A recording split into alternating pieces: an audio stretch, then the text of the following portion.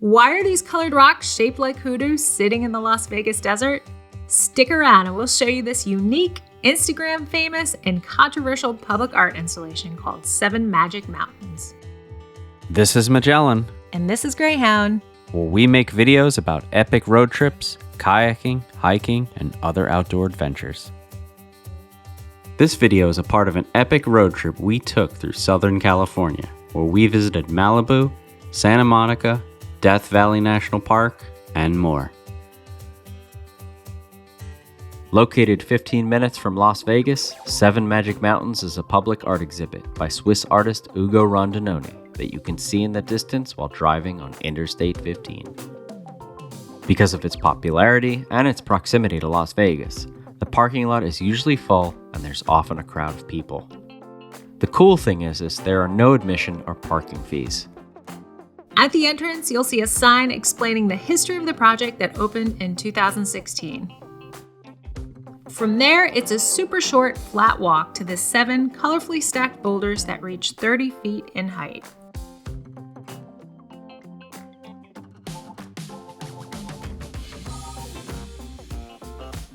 According to the artist, 7 Magic Mountains is an artwork of thresholds and crossings, of balanced marvels and excessive colors, of casting and gathering and the contrary air between the desert and the city lights.